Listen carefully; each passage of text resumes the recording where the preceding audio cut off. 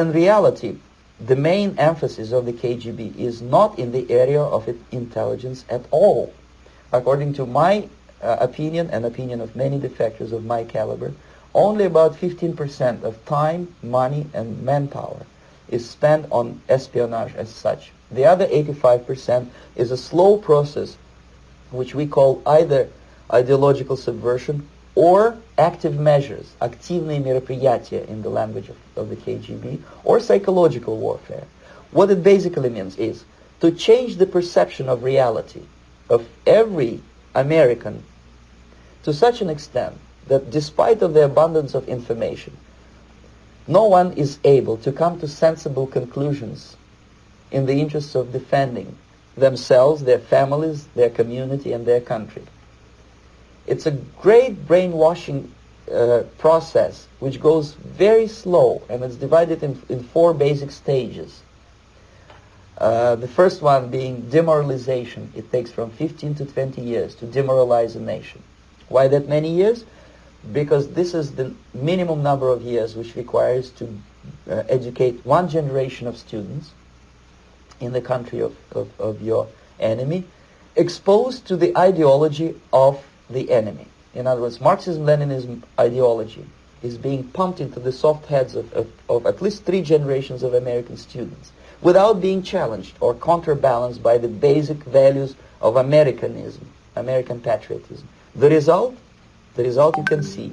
Most of the people who graduated in the 60s, dropouts or half-baked intellectuals, are now occupying the positions of power in the government, civil service, business, mass media, educational system. You are stuck with them. You cannot get rid of them. They are contaminated. They are programmed to think and react to certain stimuli in a certain pattern. You cannot change their mind, even if you expose them to authentic information, even if you prove that white is white and black is black. You still cannot change the basic perception and the logic of behavior. In other words, these people, the process of demoralization is complete and irreversible. To get rid society of these people, you need another 20 or 15 years to educate a new generation of patriotically minded and common sense people who would be acting in favor and in the interests of the United States society. And yet these people who've been programmed and, as you say, in place and Yes. who are favorable to an opening with the Soviet concept, these are the very people who would be marked for extermination in this country? Most of them, yes. Simply because the psychological shock when they will see in future what the beautiful society of equality and social justice means in practice, obviously they will revolt. They will be very unhappy, frustrated people. And the Marxist-Leninist regime does not tolerate these people. They will join the links of dissenters, dissidents. Unlike in present United States, there will be no place for dissent in future Marxist-Leninist America. Here you can get popular like Daniel Ellsberg and filthy rich like Jane Fonda for being dissident, for criticizing your Pentagon. In future, these people will be simply squashed like cockroaches. Nobody is going to pay them nothing for their beautiful, noble ideas of equality. This they don't understand, and it will be greatest shock for them, of course. The demoralization process in the United States is basically completed already. For the last 25 years. Actually, it's overfulfilled because demoralization now reaches such areas where previously not even Comrade Andropov and all his experts would even dream of such a tremendous success. Most of it is done by Americans to Americans, thanks to lack of moral standards. As I mentioned before, exposure to true information does not matter anymore. A person who was demoralized is unable to assess true information. The facts tell nothing to him.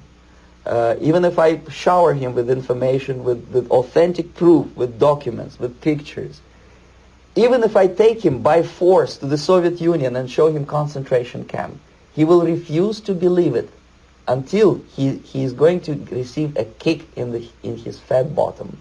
When a military boot crashes his, then he will understand, but not before that. That's the tragic of the situation of demoralization. So basically America is stuck with demoralization, and unless, even if you start right now, here, this minute, you start educating new generation of Americans, it will still take you 15 to 20 years to turn the tide of ideological perception of reality back to normalcy and patriotism. The next stage is destabilization. This time, subverter does not care about your ideas and the patterns of your consumption. Whether you eat junk food and get fat and flabby, it doesn't matter anymore. This time, and it takes only from 2 to 5 years to destabilize a nation, what matters is essentials: economy, foreign relations, defense systems. And you can see it quite clearly that in some areas, in such sensitive areas as defense and economy, the influence of Marxist-Leninist ideas in the United States is absolutely fantastic. I could never believe it 14 years ago when I landed in this part of the world that the process will go that fast. The next stage, of course, is crisis. It may take only up to 6 weeks to bring a country to the verge of crisis. You can see it in Central America now. And after crisis, with a violent change of power, structure, and economy, you have so-called the period of normalization. It may last indefinitely. Normalization is a cynical expression borrowed from Soviet propaganda. When the Soviet tanks moved into Czechoslovakia in '68, Comrade Brezhnev said, "Now the situation in brotherly Czechoslovakia is normalized." This is what will happen in the United States if you allow all these schmucks to bring the country to crisis, to promise people all kind of goodies and the paradise on earth, to destabilize your economy, to eliminate the principle of free market competition, and to put a big brother government in Washington, D.C., with benevolent dictators like Walter Mondale, who will promise lots of things, never mind whether the promises are fulfillable or not. He will go to Moscow to kiss the bottoms of new generation of Soviet assassins. Never mind. He will create false illusions that the situation is under control. Situation is not under control. Situation is disgustingly out of control. Most of the American politicians, media, and educational system trains another generation of people who think they are living at a peacetime. False.